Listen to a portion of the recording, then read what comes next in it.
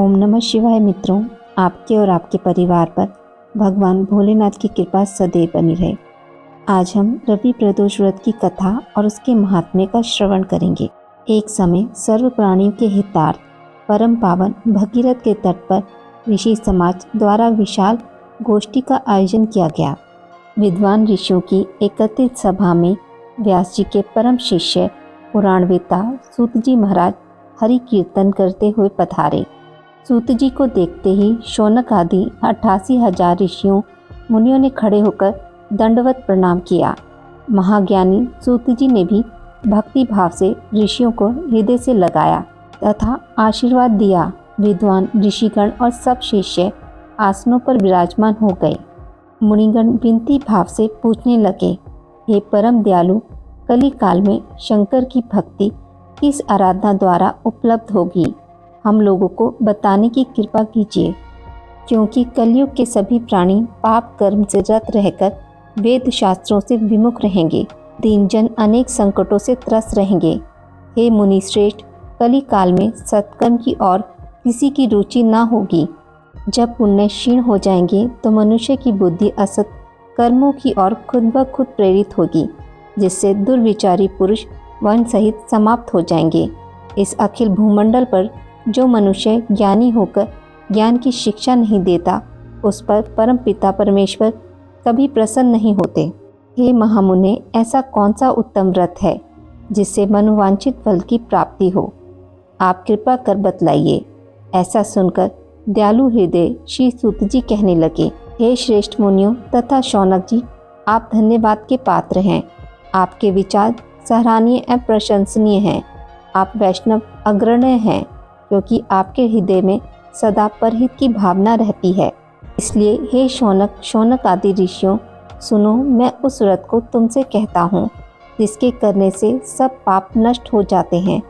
धन वृद्धि कारक, दुख विनाशक, सुख प्राप्त करने वाला, संतान देने वाला, मनोवांछित फल प्राप्ति करने वाला यह व्रत तुमको सुनाता हूँ, जो किसी समय भगवान शंकर ने सती जी को सुनाया था। और उनसे प्राप्त यह परम श्रेष्ठ उपदेश मेरे पूज्य गुरु जी ने मुझे सुनाया था, जिसे आपको मैं समय पाकर शुभ बेला में सुनाता हूँ। बोलो उमापति शंकर भगवान की जय। सूत जी कहने लगे कि आयु वृद्धि स्वास्थ्य लाभ हेतु त्रयोदशी का व्रत करें। इसकी विधि इस प्रकार है। प्रातः स्नान कर निराहार रहकर शिव ध्यान में मगन हो। शिव मंदिर में जाकर शंकर जी की पूजा करें। पूजा के पश्चात अर्ध पुण्य त्रिपुण का तिलक धारण करें। बेलपत्र चढ़ावें। धूप दीप अक्षत से पूजा करें। ऋतुफल चढ़ावें।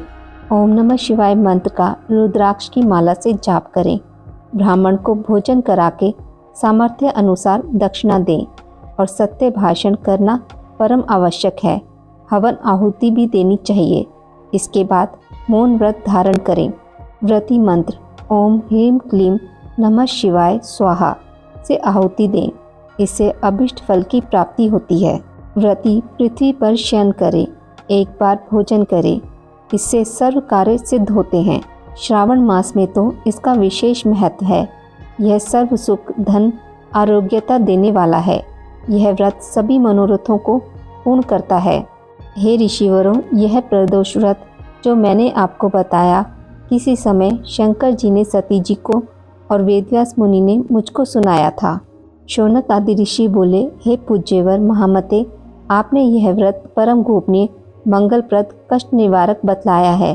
कृपया यह बताने का कष्ट करें, यह व्रत किसने किया और उसे क्या फल प्राप्त हुआ?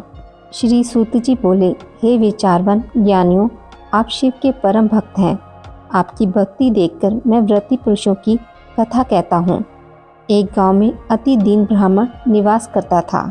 उसकी साध्वी स्त्री प्रदोष व्रत किया करती थी। उसे एक ही पुत्र रत्न था। एक समय की बात है, वह पुत्र गंगा स्नान करने के लिए गया। दुर्भाग्यवश मार्ग में चोरों ने उसे घेर लिया और कहने लगे कि हम तुम्हें मारेंगे, नहीं तो तुम अपने पिता के गुप्त धन के बारे में हमें बतला दो। बालक दीन भाव से कहने लगा कि बंधुओं, हम अत्यंत दुखी दीन हैं, हमारे पास धन कहाँ है? तब चारों ने कहा कि तेरी इस पोटली में क्या बंधा है। बालक ने निसंकोच कहा कि मेरी माँ ने मेरे लिए रोटियां दी हैं।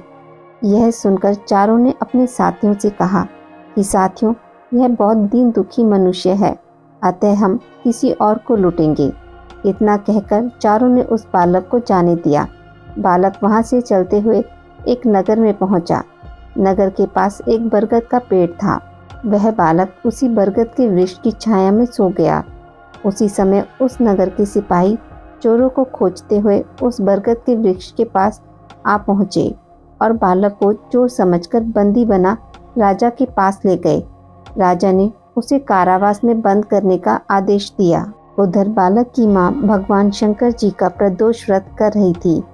उसी रात राजा को स्वप्न आया कि यह बालक चोर नहीं है, प्रातःकाल ही छोड़ दो, नहीं तो तुम्हारा राज्य वैभव सब नष्ट हो जाएगा। रात्रि समाप्त होने पर राजा ने उस बालक से सारा वृतांत पूछा।